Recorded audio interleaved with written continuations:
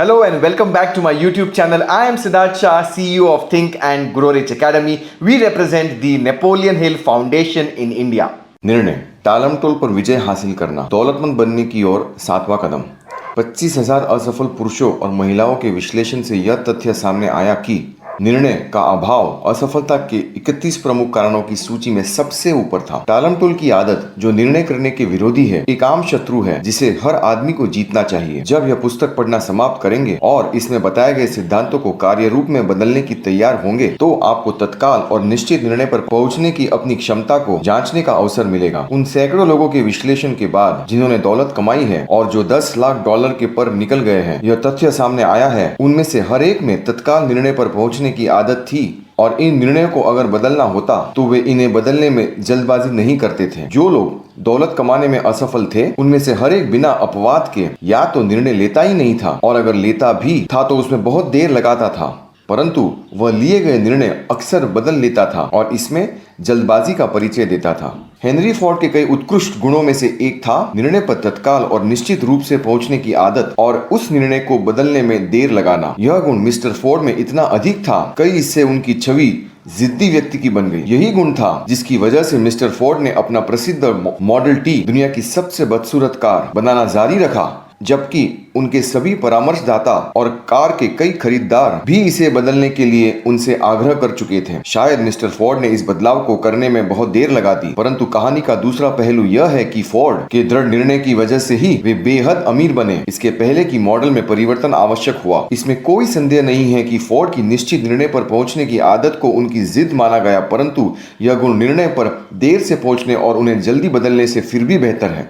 अधिकांश लोग जो अपनी आवश्यकताओं के अनुरूप धन कमाने में असफल रहते हैं, आमतौर पर दूसरों के विचारों में से आसानी से प्रभावित हो जाते हैं। वे अपने लिए सोचने का काम अखबारों और गपशप करने वाली अपने पड़ोसियों पर छोड़ देते हैं। राय दुनिया की सबसे सस्ती वस्तु है। यह हर एक के पास उपलब्ध होती है। जो उस व्यक्ति पर थोप दी जाती है जीव उन्हें स्वीकार करता है। अगर आप निर्णय पर पहुंचते समय दूसरों की राय से प्रभावित होते हैं तो आप अपनी इच्छा को धन में रूपांतरित करने की बात छोड़ ही दें, किसी भी काम में सफल नहीं होंगे। अगर आप दूसरों की राय से प्रभावित होते रहते हैं तो आपकी अपनी कोई इच्छा नहीं होगी। जब आप यहाँ पर बताए गए सिद्धांतों को कार्य रूप में बदलना शुरू करें तो अपने खुद ब खुद के निर्णयों पर पहुंचे और उनका अनुसरण करके अपने परामर्शदाता स्वयं बने। अपने मास्टरमाइंड समूह के सदस्यों के अलावा किसी दूसरे को अपने विश्वास में ना लें। अपने मास्टरमाइंड समूह के बचने के बारे में बेहद सतर्क रहें ताकि आप केवल उन्हीं को चुनें जो आपके लक्ष्य के प्रति पूरी सहानुभूति और उत्साह अनुभव करते हैं। यह भी याद रखें कि जब भी आप किसी ऐसे आदमी के सामने अपना मुंह खोलते हैं जिसमें ज्ञान की प्रचुरता है तो आप उस व्यक्ति के सामने अपने ज्ञान के पूरे स्टॉक या उसके अभाव को प्रदर्शित करते हैं। वास्तविक ज्ञान आमतौर पर विनम्रता और मौन के द्वारा झलकता है। इस तथ्य को भी दिमाग में रखें कि आप जिस भी व्यक्ति से जूझते हैं वह भी आप ही की तरफ पैसे कमाने के अवसर तलाश रहा है। अगर आप अपनी योजनाओं के बारे में अधिक खुलकर बात करेंगे तो आपको यह जानकर आश्चर्य होगा कि सामने वाले आदमी ने आपसे पहले ही आपके लक्ष्य को कार्य रूप में परिवर्तित कर लिया है, जिसकी योजनाओं के बारे में आपने मूर्खतावश बड़बोलापन दिखाया था। आपका सबसे पहला निर्णय यह होना चाहिए कि आप अपना मुंह बंद रखें और आपके कान एवं आंख खुले रखें। इस सलाह का पालन करने की याद दिलाने के लिए यह उपयोगी होगा। यदि आप नीचे दिए गए सूत्र वाक्य को बड़े अक्षरों में लिख लें और किसी ऐसी जगह रख दें जहां आप इसे हर रोज देख सकें, दुनिया को बताएं कि आप क्या करना चाहते हैं, पहले इसे करके दिखा दें। इसे दूसरे तरीके से कहा जाए तो शब्द नहीं बल्कि कर्म प्रदान होता है। एक निर्णय पर स्वतंत्रता और मृत्यु निर्भर थी। निर्णयों का महत्व उस साहस पर निर्भर करता है जो उन्हें लेने के लिए जरूरी होता है। महान निर्णय जो आगे चलकर सभ्यता के आधार स्तंभ बने बहुत जोखिम भरे निर्णय थे जिसमें मृत्यु का खतरा भी शामिल था। दासों को मुक्त करने का लिंकन का प्रसिद्ध निर्णय जिसने अमेरिका के अश्वेत लोगों को स्वतंत्रता दी, यह जानते बूझते लिया गया था कि इस काम के बाद हजारों दोस्त और राजनीतिक समर्थक उसके विरोधी बन जाएंगे। अपने व्यक्तिगत विश्वास के बारे में समझौता करने के बजाय जहर भरा प्याला पीने की सोक्रेटिस का निर्णय एक साहसिक निर्णय था। इससे उन्होंने समय के रुख को 1000 साल बाद की तरफ मोड़ दिया और लोगों के विचार और शब्दों की स्वतंत्रता का अधिकार दिलाया। जो तब पैदा भी नहीं हुए थे। जब जनरल रॉबर्ट ई ली यूनियन के साथ दोहराए पर आए और उन्होंने दक्षिण का समर्थन करने का निर्णय किया, तो उनका निर्णय भी एक साहसिक निर्णय था, क्योंकि वे अच्छी तरह जानते थे कि बहुत से लोगों की मृत्यु होगी और इसमें उनकी जान भी जा सकती है। एक निर्णय पर स्वतंत्रता और मृत्यु निर्भर थी। अब तक का सबसे महान निर्णय फिलाडेल्फिया में 4 जुलाई 1776 को लिया गया, जब 56 लोगों ने एक दस्तावेज पर अपने नाम लिखकर हस्ताक्षर किए और वे जानते थे कि इससे या तो सारे अमेरिकी लोग स्वतंत्र हो जाएंगे या फिर ये सभी 56 लोग फांसी के फंदों पर लटक जाएंगे।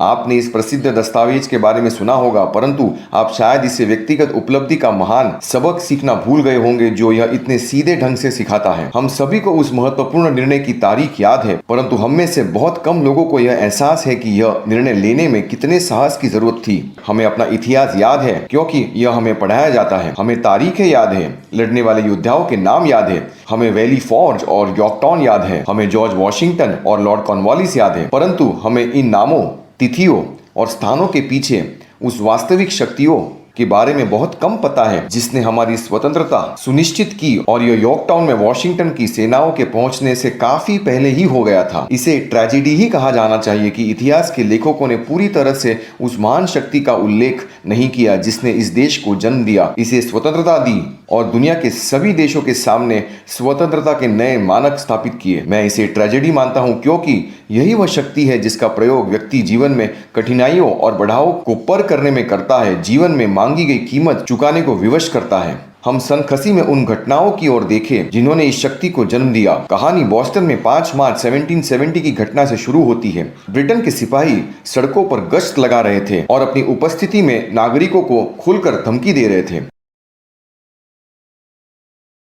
औपनिवेशिक लोग अपने बीच में मार्च कर रहे हैं, हथियारबंद सैनिकों से चिढ़ गए। उन्होंने अपनी चिढ़ को खुलकर अभिव्यक्त करना शुरू किया और गश्त लगा रहे सैनिकों पर पत्थर और नारे बरसाए जब तक कि उनके नायक ने यह आदेश नहीं दिया, संगीने तान लो, हमला बोल दो, युद्ध शुरू हो गया। इसमें कई लोग मारे गए और बहुत से लोग घायल हुए। इस घटना से इतना विद्वेष फैला कि प्रांतीय सभा, जिसमें प्रख्यात औपनिवेशिक लोग थे, ने निश्चित एक्शन लेने के उद्देश्य से एक मीटिंग बुलाई। उस सभा के 2 सदस्य जॉन हैनकॉक और सैमुअल एडम्स थे। वे साहस के साथ बोले और उन्होंने यह घोषणा की कि बोस्टन से सभी ब्रिटिश सैनिकों को बाहर निकालने का प्रस्ताव पारित करना चाहिए। याद रखिए, इन 2 लोगों के दिमाग जो फैसला हुआ उसे उस स्वतंत्रता की शुरुआत कहा जा सकता है जिसका आज सभी मरीची नागरिक उपभोग कर रहे हैं। यह भी याद रखें कि इन 2 लोगों को यह निर्णय लेने के लिए बहुत आस्था और साहस की जरूरत थी क्योंकि यह एक खतरनाक फैसला था। सभा के खत्म होने से पहले सैमुअल एडम्स को नियुक्त किया गया कि वह प्रांत हचिसन से मिलने जाए और ब्रिटिश टुकड़ियों की वापसी की मांग करे। उनका आग्रह मान लिया गया और टुकड़ियां बोस्टन से हट गई, परंतु यह अध्याय यही नहीं समाप्त हुआ। इसने एक ऐसी स्थिति उत्पन्न कर दी थी जिससे समूची मानव सभ्यता का इतिहास बदल गया। रिचर्ड हेनरी ली इस कहानी में एक महत्वपूर्ण तत्व इसलिए बने क्योंकि उनमें और सैमुअल एडम्स में अक्सर पत्राचार होता रहता था जिसमें वे अपने प्रांत के लोगों के कल्याण के बारे में आशा और डर को खुलकर बताते थे। इस आदत से एडम्स के मन में यह विचार आया कि 13 कॉलोनियों के बीच पत्रों के आपसी आदान प्रदान से उनके प्रयासों में समरूपता आ जाएगी जो समस्या को सुलझाने के संबंध में बहुत सहायक सिद्ध होगी। मार्च 1772 में बोस्टन में सैनिकों के साथ हुई झड़प के 2 साल बाद एडम्स ने इस विचार को सभा के सामने एक मोशन के रूप में रखा कि कॉलोनी में कुछ संवाददाता नियुक्त किए जाए जिसका लक्ष्य हो ब्रिटिश अमेरिका की कॉलोनी की बेहतरी के लिए मैत्रीपूर्ण सहयोग को बढ़ा देना। यह उस संगठन की शुरुआत थी जिसकी वजह से आज हर अमेरिकी नागरिक स्वतंत्र है। मास्टरमाइंड पहले से ही संगठित था। इसमें एडम्स, ली और हैनकॉक थे। कमिटी और करस्पॉन्डेंस को बनाया गया। बोस्टन के दंगे की तरह की घटना के द्वारा कॉलोनी के नागरिक ब्रिटिश सैनिकों के खिलाफ असंगठित युद्ध लड़ रहे थे, परंतु उससे कोई फायदा नहीं हो रहा था।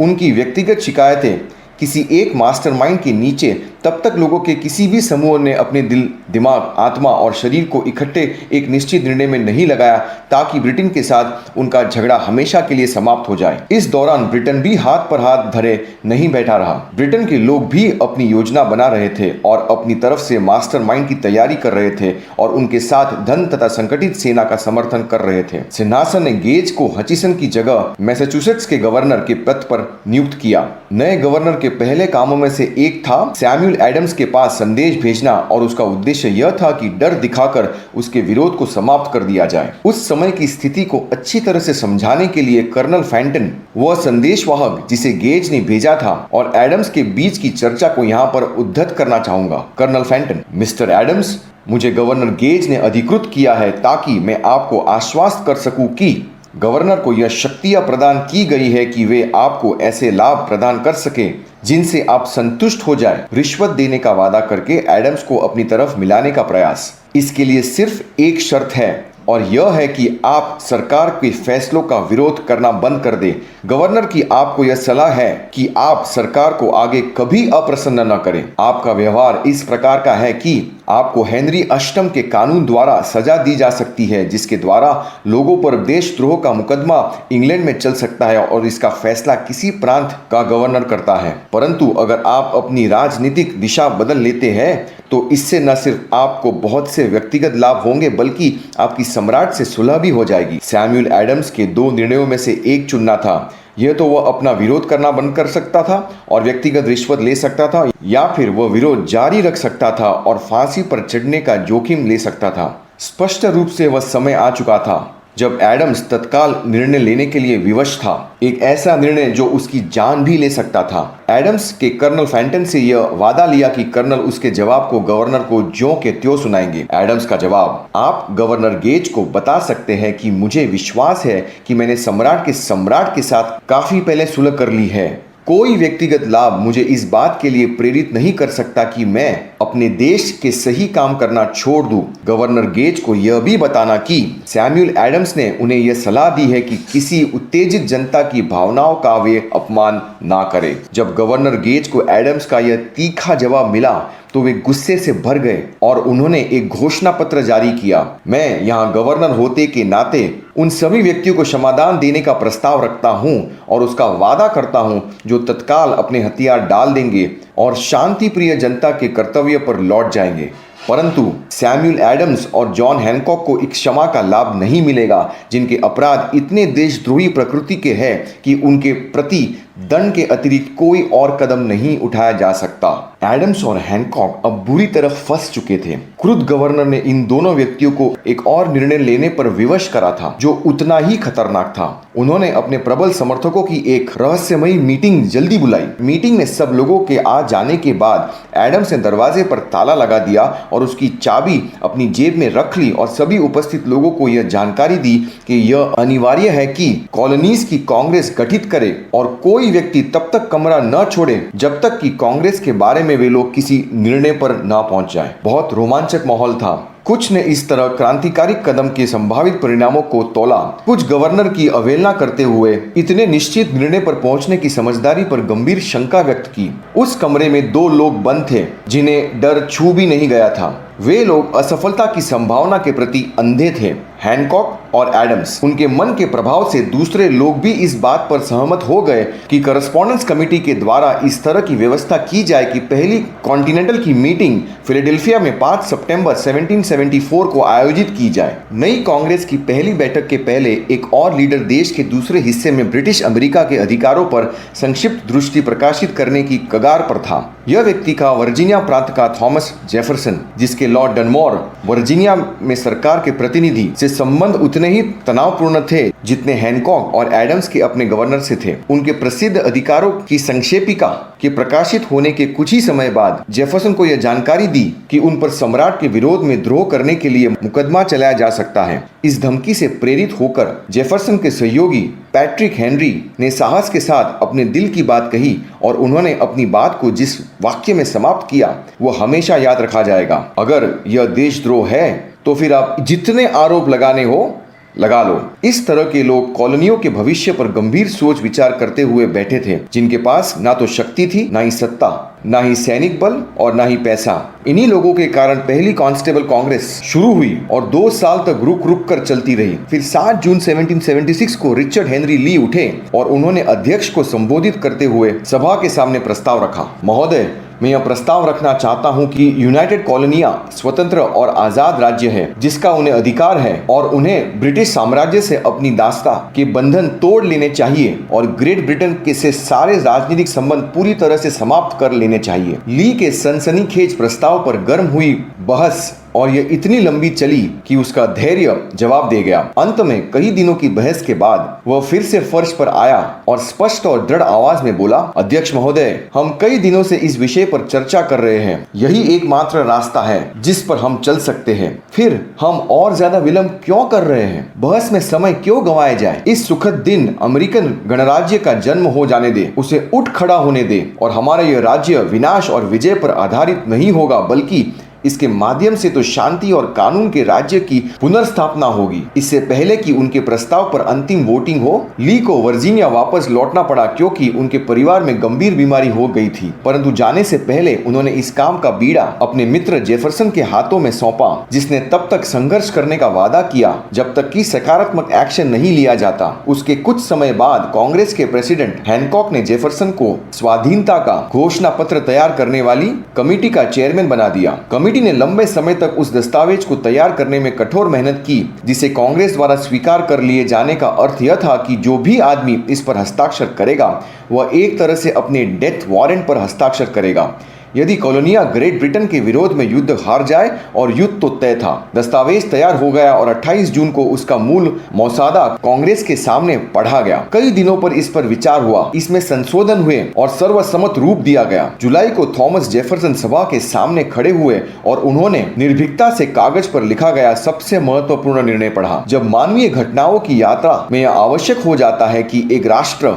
दूसरे राष्ट्र के साथ राजनीतिक बंधनों को नष्ट कर ले और अपनी स्वतंत्रता की शक्तियों का उपभोग करते हुए अलग और समान दर्जा प्राप्त कर लें, जिसे प्रकृति के नियम और ईश्वर ने प्रदान किया है, तो मानव जाति के विचारों के प्रति सम्मान की यह मांग होती है कि वे उन कारणों की घोषणा करें जिनसे वे अलगाव के लिए प्रेरित हुए। जब जेफरसन ने पूरा घोषणा पत्र पढ़ा तो उस पर वोटिंग हुई, उसे स्वीकार किया गया और उस पर 56 लोगों ने हस्ताक्षर किए, जिनमें से हर एक ने उस पर अपना नाम लिखने के निर्णय के साथ ही अपनी जिंदगी को दांव पर लगा दिया। उस निर्णय से एक ऐसा राष्ट्र अस्तित्व में आया जिसने भविष्य में मानव जाति को हमेशा के लिए निर्णय लेने के अधिकार की सौगात दी। उन घटनाओं का विश्लेषण करें जिनकी बदौलत स्वाधीनता का घोषणा पत्र तैयार हुआ और ये विश्वास करे कि यह राष्ट्र जो आज दुनिया के सभी देशों के बीच सम्मान का पात्र है और जो इतना शक्तिशाली है, उसे बनाने का निर्णय 56 लोगों के मास्टरमाइंड समूह से लिया था। इस तथ्य को अच्छी तरह से जान ले कि उनके निर्णय ने वॉशिंगटन की सेनाओं की सफलता को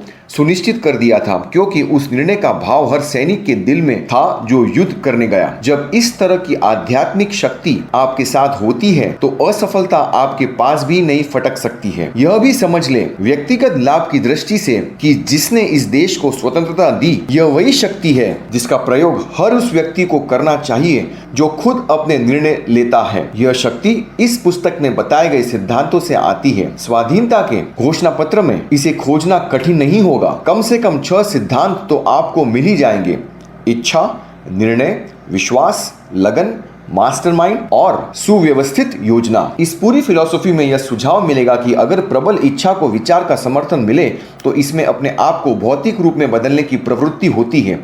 आप इस तरीके का आदर्श उदाहरण हर कहानी में खोज सकते हैं और यूनाइटेड स्टेट्स स्टील कॉरपोरेशन के संगठन की कहानी भी इस बात का आदर्श उदाहरण है कि विचार किस तरह अद्भुत रूप से रूपांतरित होते हैं। इस तरीके के रहस्य की खोज में चमत्कार की तलाश ना करें, क्योंकि आपको चमत्कार नहीं मिलेंगे, आपको केवल प्रकृति के शाश्वत नियम मिलेंगे। यह नियम हर उस आदमी के लिए उपलब्ध है जिसमें इसका प्रयोग करने का विश्वास और साहस है। इनका प्रयोग देश की स्वतंत्रता प्राप्त करने के लिए भी किया जा सकता है और अमीर बनने के लिए भी।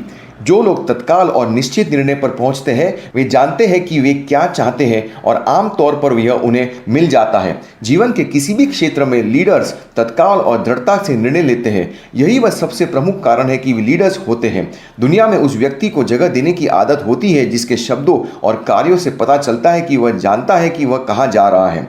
अनिर्णय एक ऐसी आदत है जो बचपन में शुरू होती है। जब बच्चा ग्रेड स्कूल, हाई स्कूल और कॉलेज में आगे बढ़ता है तो यह आदत धीरे धीरे स्थायी आदत बन जाती है जिसमें लक्ष्य की कोई निश्चितता नहीं होती। अनिर्णय की आदत विद्यार्थियों के साथ उस व्यवसाय में भी जाती है जिसे वह चुनता है। अगर वह सचमुच कोई व्यवसाय चुने, आमतौर पर कॉलेज से निकलने के बाद विद्यार्थी सिर्फ नौकरी की तलाश करता है, चाहे उसे जो नौकरी मिले। वह मिलने वाली पहली नौकरी को करने लगता है क्योंकि उसे अनिर्णय की आदत पड़ गई है। 96% लोग आज ऐसे पदों पर सिर्फ तनख्वाह के लिए काम कर रहे हैं क्योंकि उनमें किसी निश्चित पद की योजना बनाने के लिए निश्चित निर्णय लेने की शक्ति का अभाव था और उनमें यह ज्ञान भी नहीं था कि नियोक्ता का चुनाव कैसे किया जाए। निश्चित निर्णय लेने में हमेशा साहस की आवश्यकता होती है और कई बार तो बहुत अधिक साहस की। 56 लोगों ने जब स्वाधीनता के घोषणा पत्र पर हस्ताक्षर किए तो उन्होंने अपने इस निर्णय पर अपने जीवन को दांव पर लगा दिया। जो व्यक्ति किसी पद को हासिल करने के लिए निश्चित निर्णय पर पहुंचता है और जीवन में अपनी सेवाओं को वही कैंट वसूल करता है जो वह चाहता है, वो अपने इस निर्णय पर अपने जीवन को तो दांव पर नहीं लगाता है। आर्थिक स्वतंत्रता, अमीरी, अपेक्षित बिजनेस और प्रोफेशनल पद पर व्यक्ति की पहुंच में नहीं है जो इन चीज़ों की आशा करने, इनकी योजना बनाने और इनकी मांग करने को नज़रअंदाज करता है या उससे इनकार करता है।